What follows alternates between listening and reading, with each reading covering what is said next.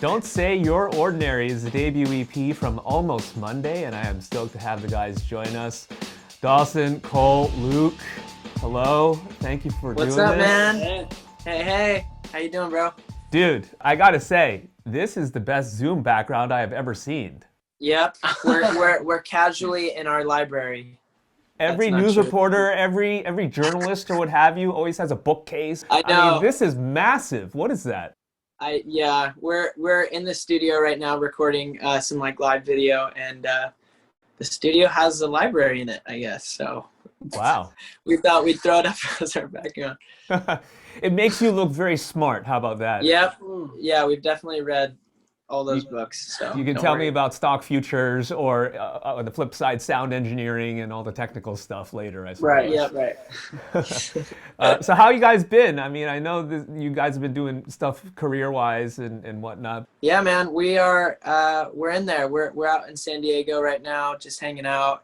Making music and sort of like figuring out what it means to be a band in 2020, with like playing live stream shows now, not touring.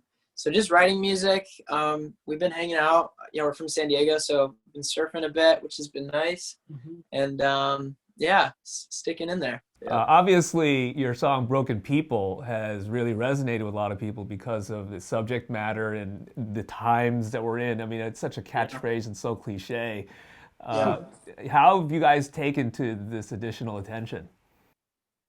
It's been great. I mean, it's so we wrote Broken People. When we wrote Broken People, we were in Brooklyn like last year. So it was before all of this. So we had sort of no context. Like we've been hearing people say like, oh, the song is like perfect for like right now, I guess, just because it's sort of the theme of the song, I guess, is sort of like we're all in this together. It's kind of celebrating like your imperfection and like all of that stuff. So yeah, I mean, we wrote the song before any of this, so it's kind of cool how it worked out a bit with just this time, and it kind of is like a come together song. So which I feel like is important in 2020 for people to come together and, we're in this together sort of vibe. And so.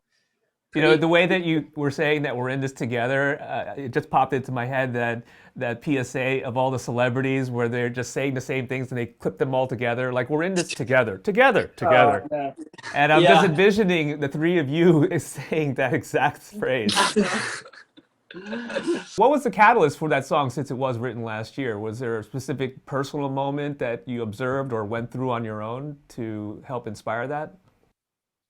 I don't think like a particular thing. It's interesting with writing music. Like, you get in the studio, and I feel like for us, our writing process is sort of like very open to like inspiration. So like whatever we're like listening to or like reading, or like anything really is sort of like, I guess unconsciously like comes together for like like inspiration. So for that song, like I don't know if we like went into that session going like, oh, we're gonna write this song, Broken People, in it together thing. I feel like we just started writing a track, and that message kind of like organically came out. So for that song particularly, I don't know, sometimes it just comes and you kind of go with what's happening in the room. What was the sound of Almost Monday when you guys were first starting out? Because you get the press releases and you have all these little references, right? Phoenix and What does all that these mean? bands, Yeah. right? And when you're first starting out, I can just imagine you want to at least figure out, first of all, can we all play together? Is there synergy involved, right? And you want to take some of your influences and such. Were there any covers that you did or anything like that?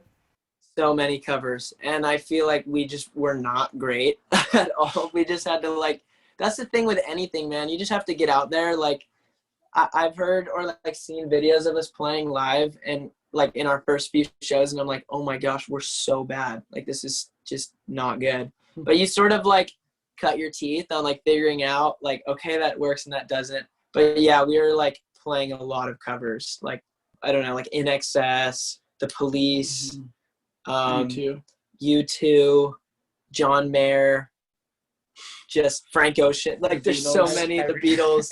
Wow. You were really looking for your sound there with Frank Ocean and INXS. That's really a broad spectrum. What was the INXS song that you covered?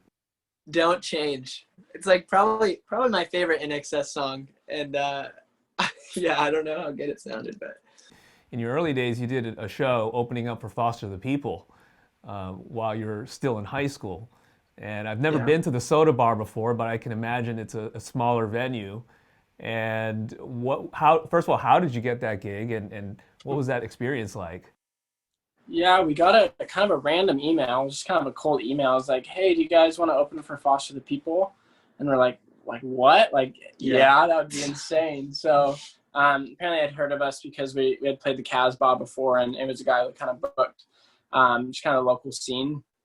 And so we show up to the venue, and there's literally a line wrapped around the block, and it's like the show's at like 6 or 7, and it was like 3. So it's like people have been waiting there all day, and we're just this little band, like, oh my gosh, there's so many people here. And so we went in, it was like wall to wall, so super packed, and we played the show super sick, and then we're all just waiting for Foster to come, obviously, because they had played their arena show wherever they were playing it. And then it was really cool. It was just a free show, so fans could come and just see him in a really small space. And so they came and played, and we're all trying to like stay and watch them, obviously, but we're all underage. So I kind of snuck in and was able to kind of avoid the bouncers, but we got caught. Yeah, the bouncer saw me and Cole and was like, "You guys can't be in here."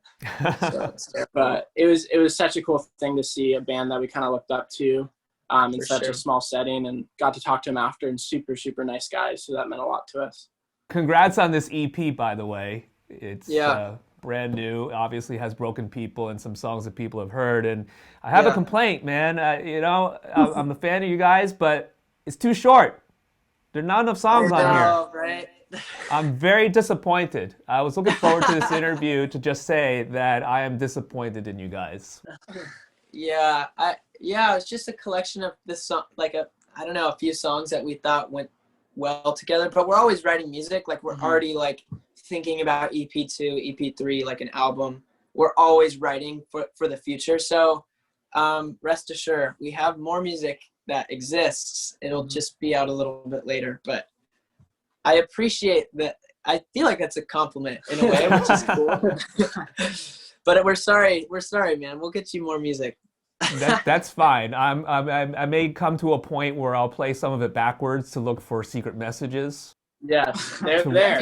That'd be cool. We should do that. You once said that your music, in a way, is the soundtrack to your youth.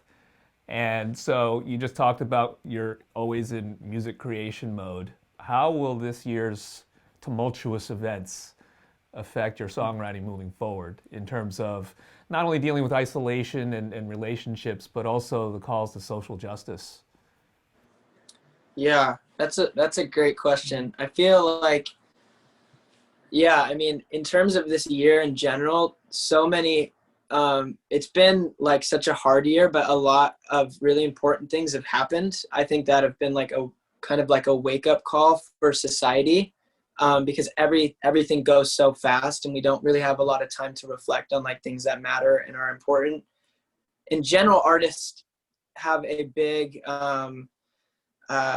they kind of inform culture in a way, and like can like kind of speak to culture, which is super important, and it puts a lot of responsibility in artists' hands.